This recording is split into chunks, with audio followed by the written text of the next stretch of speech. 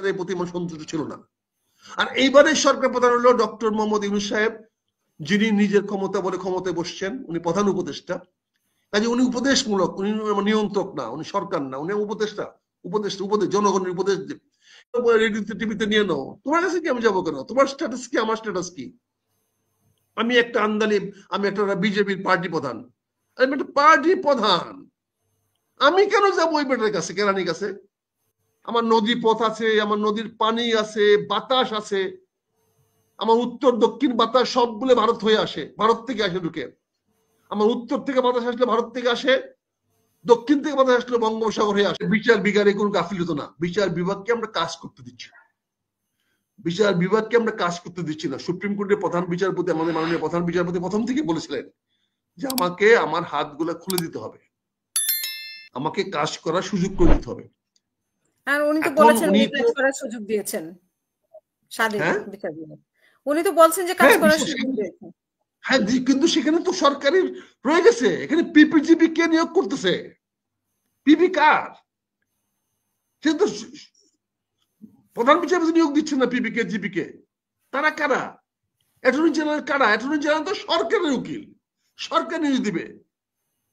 সেখানে কেন সুপ্রিম কোর্টের জাস্টিস থেকে অ্যাটর্নি জেনারেলের কথা শুনতে হবে? সেখানে বেঞ্চকে কি হবে না হবে অ্যাটর্নি জেনারেল ডিসাইড করবে কেমনে? যেহেতু এটা সরকারের অধীনে, আদালতটা সরকারের অধীনে, এই জন্য সরকার অ্যাটর্নি জেনারেলের মাধ্যমে আদালত নিয়ন্ত্রণ করে। স্বাধীনতা এখানে নাই। অ্যাটর্নি জেনারেল তো সরকারের উকিল, সে সরকারের হাইকোর্টের বাইরে কথা বলবে। হাইকোর্টের বিচারপতিকে সে ডিকটেট করবে কি করে? এখন তো কি করে অ্যাটর্নি জেনারেলরা, এডিজিপিরা, তারা সরকারকে জজ সাহেবদের ডিকটেট করে। স্বাধীনতা এখানে তো নাই। কাজে আপনাকে স্বাধীনতা দিতে হলে বিচারের সর্বময় ক্ষমতা দিতে হবে প্রধান বিচারপতির কাছে। প্রধান বিচারপতি একা না, সুপ্রিম কোর্ট, উচ্চ আদালত যাকে আমরা বলি, উচ্চ আদালত মানে আমাদের অ্যাপিলেট ডিভিশন আছে, তারা ওনারা করবেন। ওনারা দেশের আগের সরকার থেকে এই সরকারে কি পার্থক্য হলো, মানে কোন সেক্টরে আমরা পার্থক্যটা দেখতে পাচ্ছি যার জন্য অন্তর্বর্তীকালীন সরকারের প্রতি মানুষ খুবই সন্তুষ্ট এবং এই সরকারকে রাখতে চাচ্ছে? আবার স্থানীয় নির্বাচনে যে প্রসঙ্গটা এসেছে, খুব সিম্পল। আগে সরকারের প্রধানমন্ত্রী ছিল শেখ হাসিনা, যাকে অনেক অনেক মানুষ ঘৃণা করতো, ইভেন আওয়ামী লীগ সহ অনেক মানুষ ঘৃণা করতো, তাকে পছন্দ করতো না, তাকে মানতো না। এই জন্য আগে সরকারের প্রতি আমার সন্তুষ্ট ছিল না। আর এইবারের সরকার প্রধান হলো ডক্টর মোহাম্মদ ইউনূস সাহেব, যিনি নিজের ক্ষমতা বলে ক্ষমতায় বসছেন। উনি প্রধান উপদেষ্টা, কাজে উনি উপদেশমূলক, উনি নিয়ন্ত্রক না, উনি সরকার না, উনি উপদেষ্টা। উপদেশ জনগণের উপদেশ দেব। কাজে জনগণ যেহেতু ডক্টর মোহাম্মদ ইউনূস ক্ষমতায় বসছেন, ওনাকে পছন্দ করে, ওনাকে ভালোবাসে, ওনাকে সম্মান করে, তাই জনগণ ওনাকে চাচ্ছে।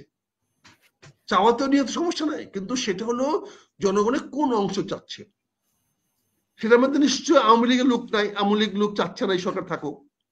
বিএনপির লোক চাইতে পারে, জামাত চাচ্ছে না, এটা বোঝা যায়, কারণ জামাত তো নির্বাচন চায়, রোজার আগেই হোক আর পরেই হোক, আগের স্থানীয় সরকার নির্বাচন হোক আর জাতীয় নির্বাচন হোক, নির্বাচনের মাধ্যমে তো বলে দিচ্ছে যে এই সরকারকে আমরা চাই না। ওনারা তো বলে দিলে বলে যে আমরা বিএনপি, আমরা জামাত, আমরা সংস্কারের বিষয়টা আসলে কতদিন পর্যন্ত ঝুলে থাকে সেটাও তো বিষয়, যে সংস্কারের ব্যাপারে আলোচনা হচ্ছে কিন্তু সবাই তো একমত হচ্ছে না। তো সেই ব্যাপারটা, সংস্কারের বিষয়টা তো হলো কতগুলো মানে বয়স্ক লোকদেরকে, যাদের এখন কিছু করার নাই, আমার মতো রিটায়ার্ড করার কথা, বসে বসে ওই বাড়ি ঘরে মানে গরম পানি গোসল করার কথা, হাঁটাহাঁটি করার কথা, তাদেরকে দিয়েছেন আপনি সংস্কার করার জন্য। তাদের তো মেমোরি নাই, তাদের তো এখন কি বলছে, 1 ঘন্টা পরে কি বলবে, তার তো থিঙ্কিং পাওয়ারই নাই। আশার আলো দেখাচ্ছে সবাইকে সংস্কারের বিষয়ে। আলী রিয়াজ আশার আলো দেখালে তো বাংলাদেশ ছেড়ে বিদেশিকে পড়েছিল কেন? আলী রিয়াজ তার কন্ট্রিবিউশন কি? আলী রিয়াজ বাংলাদেশের কন্ট্রিবিউশনটা কোথায়? ওনার গ্রামে একটা লেসু গাছ লাগাইছে, কন্ট্রিবিউশনটা কোথায়? ওনার কন্ট্রিবিউশনটা দেখান না, যে গত ওনার এই 70-60 বছর বয়সে বাংলাদেশে ওনার কন্ট্রিবিউশনটা কোথায়? ওনার কন্ট্রিবিউশন ঠিক আছে, সিআই এজেন্টগিরি করছে, বিভিন্ন ভাবে বাংলাদেশের মানুষকে বিভ্রান্ত করার জন্য বক্তব্য দিতে হয়েছে, সেটা করছে, কিন্তু আলী রিয়াজের কথা তো বাংলাদেশ মানুষ চলে না। আলী রিয়াজ সাথে বাংলাদেশের সংস্কার কমিশন তো ওনার হাতে, পুরো সংস্কার কমিশন তো ওনার হাতে, নেতারা না, উনি যেহেতু সিআই এর চিফ এজেন্ট, তখন তো আমেরিকাদের কেউ চ্যালেঞ্জ করতে পারছে না, তো উনার কাছে থাকবেই। সংস্কার তো উনি করতেছেন। উনি প্রতিদিন আমাদের রাজনীতিবিদদেরকে এই নাকের রশি লাগায় ঘুরাচ্ছেন, সংসদে ডাকে নিয়ে আসেন, সংসদ থেকে আবার নিয়ে যান। এবং আমাদের রাজনীতিবিদরাও আল্লাহ জানে ওনাদের কি দিয়ে ওনাদের বানাইছে, ডাকলে চলে যান। মানে ক্ষমতার প্রতি যাদের এত লোভ, কোনো ছাড়তে চায় না। আরে ভাই, তুমি সংস্কারে গিয়ে ওর সামনে বলা দরকারটা কি? তুমি তোমার অফিসে বসে একটা প্রেস কনফারেন্স করে বলে দাও না, তোমার 2 কদম প্রেস রিলিজ দিয়ে বলে দাও না, দিস ইজ আমাদের বক্তব্য। তোমার কাছে গিয়ে দিতে হবে কেন? তুমি রেডিওতে টিভিতে নিয়ে নাও, তোমার কাছে কি আমি যাবো কেন? তোমার স্ট্যাটাস কি, আমার স্ট্যাটাস কি? আমি একটা আন্দালিব, আমি একটা বিজেপির পার্টি প্রধান, আমি একটা পার্টি প্রধান, আমি কেন যাবো ওই বেটার কাছে, কেরানির কাছে? এখন যারা এই পার্টি প্রধান হন, এখন ইলিয়াস কাঞ্চন পার্টি প্রধান, সে কেন যাবে আরেক বেটার লোক? সে পার্টি প্রধান, সেটা দলের প্রধান, সে কেন যাবে আরেকজনের কর্মচারীর কাছে? এগুলো রাজনীতিবিদদের মানসিকতা। এবং এই 8 মাসে 26টা দল হয়েছে, সেটাও তো একটা কথা উঠে এসেছে যে রাজনৈতিক দলগুলো, আবার ইসলামিক দলগুলো কি চাচ্ছে, বেশিরভাগই আমরা শুনতে পাচ্ছি যে স্থানীয় নির্বাচন এবং সংস্কারকে বেশি প্রাধান্য দিচ্ছে। তো সেই ক্ষেত্রে আপা আপনার এই সার্বিয়া একটা দেশ, সব মিলে জনসংখ্যা 37 লক্ষ, তাদের তো 4টা পার্টি আছে। 37 লক্ষ লোকের জন্য 4টা পার্টি থাকে, তাহলে 20 কোটি লোকের জন্য কটা রাজনৈতিক দল হবে? মিনিমাম তো 2 লাখ। 8 মাসে 26টা হয়েছে, আরো হবে, আরো উচিত, কেন হবে না? কারণ রাজনৈতিক দল তো আমার শাশুড়িটা, আমার জেলা, প্রতিটা জেলাও তো 2টা রাজনৈতিক দল হতে পারে। আমি চিটাগণকে রাজনৈতিক দল করবো কেন? চিটাগণের লোক কেন এটা মানবে? বান্দরবানের লোক কি আওয়ামী লীগ করে, বিএনপি করতে আসে? তারা তাদের পার্টি করতেছে। কালকে রংপুরের লোক বলতে পারে যে আমি কেন গিয়ে ঢাকা শহরে গিয়ে পার্টি করব, আমার রংপুর শহরে আমরা রাজনৈতিক দল করবো, আমার ঢাকা শহরে কি যাওয়া দরকার আছে? করতে পারে না, এটা তার অধিকার, তার স্বাধীনতা। আপনি কর্ম করবেন কি করে? 20 কোটি মানুষের দেশ, এখানে যদি প্রতি 1 কোটি মানুষের জন্য একটা রাজনৈতিক দল, যদি বিশাল দল, 20টা দল হয়, আর যদি 10 লক্ষ লোকের নাম হয়, তাহলে তো 2000 দল লাগবে। এটা তো উড়ায় দেওয়ার কোনো প্রশ্ন নেই, স্বাভাবিক, এটাই স্বাভাবিক। কারণ এটা সাধারণ গ্রামে থাকতে হলেও গ্রামের মাতব্বরদের সঙ্গে, পাড়ার মাতব্বরদের সঙ্গে, প্রতিবেশীর মাতব্বরের সঙ্গে, পার্শ্ববর্তী গ্রামের মাতব্বরদের সঙ্গে একটু যোগাযোগ রাখতে হয়। একটা লোকের গ্রামের থেকে শহরে গেলে শহরের মানে আমাদের দেশের ব্যাপারে আমাদের কেন ভারতের সাথে যোগাযোগ রাখতে হবে? আমাদের দেশের থেকে তো আমি তো পৃথিবীটা একার, আমার ভারত তো পৃথিবীর যে অংশ, আমি তো রাষ্ট্রপুঞ্জের একটি অংশ, আমার রাষ্ট্রীয় ব্যাপারে তো পাওয়ার দরকার নাই। কিন্তু আমাকে ভারত থেকে পাকিস্তান যেতে হলে তো, বাংলাদেশ থেকে পাকিস্তান যেতে হলে তো, আমার প্রিয় ভূমি পাকিস্তান যেতে হলে তো ভারতের উপর দিয়ে যেতে হবে। আমি কেমনে যাব? কাজে ভারত ছাড়া আমি যাবো কেমন? আমার প্রিয় ভূমি থেকে নেতারা ওখানে সাহায্য করবে না, আমরা তো বলি না সাহায্য করবে। আপনি বলতেছেন যে, আপনি বলে দিচ্ছেন যে ওরা সাহায্য করবে, বলছে জামাতকে সাহায্য করবে, বিএনপি সাহায্য করবে। যদি ভারত জামাতের সাথে একজন আতাত হয়েছে, এর শোনা যায়, এটা তো আরো যদি হয় তাহলে তো ভালো কথা আছে, তারা আওয়ামী লীগকে ছাইড়া অন্য দলে আসতেছে, এটা তো ভালো খবর। এটা তো ভালো খবর, কারণ জামাত তো বাংলাদেশ বিক্রি দিবে না, জামাত তো বাংলাদেশকে বিক্রি করে দিয়ে ভারতের সম্পর্ক করবে না। ভারত যদি জামাতের সঙ্গে সম্পর্ক করে, তাহলে তো বাংলাদেশের মানুষেরই সম্পর্ক করবে, এদেশে ইসলামিক ধর্মীয় মানুষেরই সাহায্য করবে। ভারত কি আমাদের ভালো চাইবে? মানে ভারত আমাদের দেশের ভালো চাইবে কিনা? শেখ হাসিনাকে যেভাবে চাইবে কি চাইবে না, তার পেছনে তো ভারত দায়ী। সেটা তো ভারত চাইবে কি চাইবে না, সেটার জন্য তো আপনি যা গিয়ে জিজ্ঞাসা করতে হবে। কারণ বন্ধুত্ব তো আপনার সঙ্গে হচ্ছে না, বন্ধুত্ব আমার সঙ্গে হচ্ছে না, বন্ধুত্ব হচ্ছে জামাতের সঙ্গে। জামাত যদি ভালো মনে করি, তাহলে জামাত যার সঙ্গে বন্ধুত্ব করবে সেটা ভালো। আর জামাতকে যদি আমি আমার দেশের শত্রু মনে করি, যেমন আওয়ামী লীগকে মনে করেছেন, তাহলে জামাত যা করবে তাও দেশের স্বার্থের বিরুদ্ধে করবে। এখানে ভারত তো কোনো ফোবিয়া দিয়ে লাভ নাই। ভারত তো সুবিধাবাদী শ্রেণী তৈরি করবে। ভারত তার নিজের স্বার্থের জন্য বাংলাদেশে তার অনুগত লোক তৈরি করার চেষ্টা করবে। আমি কেন তার অনুগত হব, সেটা আমার বিষয়, সেটা আমার বৈশিষ্ট্য, আমার চারিত্রিক বৈশিষ্ট্য। কাজে আমাকে আপনি বলতে পারেন, আপনি প্রশ্ন করেন বা জামাতকে, প্রশ্ন করেন বিএনপিকে যে কেন আপনারা যাচ্ছেন, কিন্তু আমার কাছে তো যাওয়াটাকে কোনো আমি ভুল মনে করতেছি না। আমি তো ভারতের সঙ্গে বন্ধুত্ব করাটাই কোনো ভুল মনে করতেছি না, যদি সেটা আমার জনগণের স্বার্থে হয়ে থাকে। এবং জনগণের স্বার্থে হওয়ার মতো অনেক সুযোগ ভারতের আছে। আমার নদী পথ আছে, আমার নদীর পানি আছে, বাতাস আছে, আমার উত্তর দক্ষিণ বাতাস সবগুলো ভারত হয়ে আসে, ভারত থেকে আসে ঢুকে। আমার উত্তর থেকে বাতাস আসলে ভারত থেকে আসে, দক্ষিণ থেকে বাতাস আসলে বঙ্গোপসাগর হয়ে আসে। কাজে আপনাদেরকে প্রশ্ন সে দেখেন আপনারা, যে কাজে আপনারা যে কথাটা বলছেন, যে কথাটা জানার চেষ্টা করছেন, সেই কথাটা হলো যে যে একজনটা প্রশ্ন করেছেন আপনারা এখানে, বলেছেন কোরআনে হাত দিয়ে বলতে উনি রয়্যাল এজেন্ট না। এটা কাকে কাকে মনে করছেন? আমাকে প্রশ্ন করছেন? আপনাকে। হ্যাঁ, ওনাকে বলে দেন আপনাদের মতো যাওরা আমি না, আমি যারো সন্তান না। কোরআনে হাত কেন? আল্লাহকে হাজির নাজির বলছি, আমি রয়্যাল এজেন্ট না। বুঝতে পারছেন না? আল্লাহকে হাজির নাজির রেখে বলছি। আল্লাহকে বলেন আমার এই কথাটার মধ্যে আল্লাহ আমার বাধা দেখ। কোরআনে হাত থেকে বলতে হবে কেন? আমরা রয়্যাল এজেন্ট না, রয়্যাল এজেন্ট আমরা জীবনে হয়নি, হব না। আমরা এজেন্ট হওয়ার কোনো সুযোগ নাই, আমরা কোনো এজেন্ট হই নাই। এজেন্ট হলে তো অনেকেরই থাকতাম। দেশে রাজনীতি নাই, রাজনীতি বিরাজনীতিকরণ করার চেষ্টা করা হচ্ছে এবং প্রচন্ড ভাবে চেষ্টা করা হচ্ছে। এবং তাদের আগামী লক্ষ্য হলো বিএনপিকে রাজনীতি থেকে সরিয়ে দেওয়া এবং বাংলাদেশ থেকে বিরাজনীতিকরণ করার যে প্রচেষ্টা যেটা শুরু হয়েছিল আজ থেকে 15-20 বছর আগে, সেটা তারা সফলতার দিকে যেতে যাচ্ছে। সরিয়ে দিয়ে কাদের লাভ?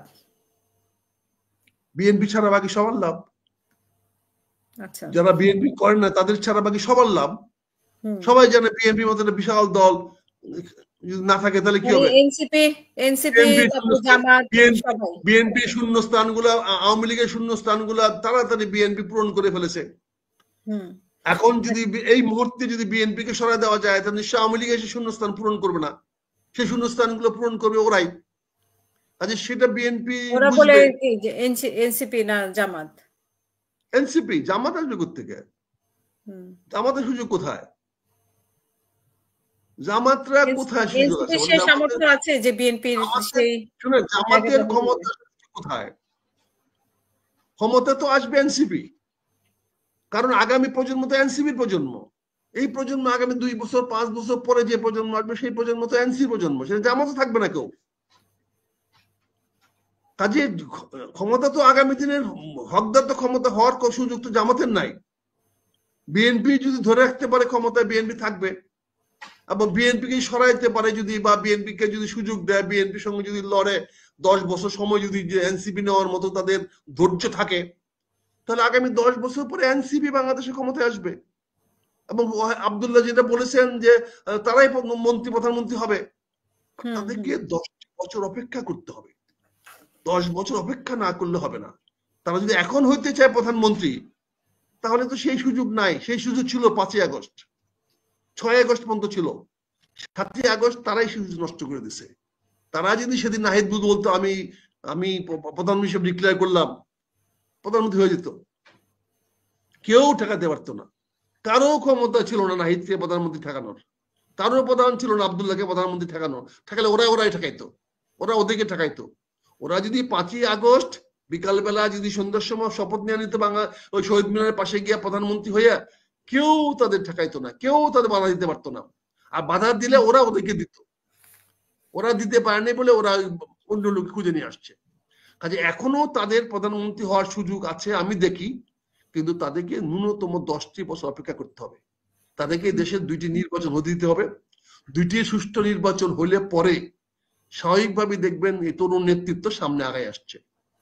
আর যদি হানাহানি মারামারি কাটাকাটি রাজনীতি করেন, তাহলে আমি তরুণ সমাজকে বলে দিতে চাই, বৃদ্ধদের সঙ্গে আপনারা যুদ্ধ করে জয়লাভ হতে পারবেন, কিন্তু মনে রাখতে হবে আপনাদের পিছনে কিন্তু তরুণ আছে।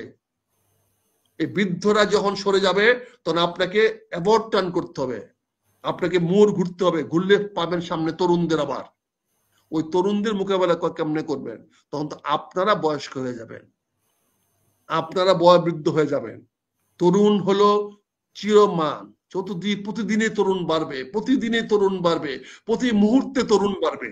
তরুণ কখনো কমে না, ছাত্র সংখ্যা কমবে না। কাজে আপনাদেরকে লড়তে হবে তাদের সঙ্গে। মনে করেন না যে আজকে আপনি আমার সঙ্গে লড়ে, জাসদ যেমন আওয়ামী লীগের সঙ্গে লড়ে ধ্বংস হয়ে গেছে, কারণ পরবর্তী প্রজন্ম জাসদের সঙ্গে ছিল না। আজকে যদি আপনারা বিএনপির সঙ্গে, জামাতের সঙ্গে, এদের সঙ্গে লড়ে ধ্বংস হয়ে যান, তাহলে ক্ষতিগ্রস্ত আপনাদের হবে। আর আপনারা যদি এইখানকে যদি এই রিলে রেসের মতো যদি এই সরকারকে প্রভাবিত করে উন্নতির দিকে নিয়ে যেতে পারেন, তাহলে লাভবান হবেন তরুণরা, ক্ষমতায় আসবেন আগামী দিনে তরুণরা। আজকে যারা তরুণ তারা তখন তরুণ থাকবেন না। আজকে যাদের বয়স 30, আগামী 10 বছর পরে তাদের বয়স হবে 40। তারা পরিপক্ক হবেন, তাদের নবুয়ত পাওয়ার মতো বয়স হবে। এর আগে তো হবে না, এর আগে চেষ্টা করে লাভ নাই, কেউ পারে নাই। প্রতিটা একটা বয়স আছে, সে বয়স কিন্তু অপেক্ষা করতে হবে। হবেন আপনারাই, নাহিদি প্রধানমন্ত্রী হবে না, আব্দুল্লাহ প্রধানমন্ত্রী হবে, আমি হব না। আমরা থাকবো না পৃথিবীতে, তখন ওরাই প্রধানমন্ত্রী হবে। কারণ যেহেতু ওরা কিছু সৃষ্টি করতে পেরেছে, ওরা জনগণের সামনে একটা পথটা সৃষ্টি করতে পেরেছে, ওরা যেহেতু 5ই আগস্ট ঘটাতে পেরেছে, জনগণের একটা আস্থা বিশ্বাস তাদের প্রতি আরো বহুদিন থাকবে, তাদের প্রতি মানুষ আস্থা থাকবে। এখনো মানুষ আসলে ওরবকে ভালোবাসে, এখনো মানুষ তুফান আহমেদের কথা বলে, এখনো মানুষ আব্দুল কুদ্দুস মাখনের কথা বলে। কেন? নূর আলম সিদ্দিকীর কথা বলে। কেন? তারা তো তরুণ ছিল, তারা ক্ষমতা দিতে পারে নাই, কিন্তু মানুষের ভালোবাসার মধ্যে তারা এখনো আছেন। আজকের এই তরুণ যুবকরা, আজকে যারা এই 5ই আগস্টে আন্দোলন নেতৃত্ব দিয়েছে, তাদেরকে মানুষ অনেক দিন মনে রাখবে, অনেক দিন সম্মান করবে, অনেক দিন শ্রদ্ধা করবে। তাদের সেই সম্মান শ্রদ্ধাটা ধরে রাখতে হবে, ধরে রাখার দায়িত্ব তাদের। তারা যদি ধরে রাখতে পারে, ইনশাল্লাহ এরাই দেশের প্রধানমন্ত্রী হবে, মন্ত্রী হবে, দেশ শাসন তারাই করবে। কিন্তু সেই শ্রদ্ধাটা, সেই আস্থাটা, বিশ্বাসটা তাদেরকে ধরে রাখতে হবে। অসংখ্য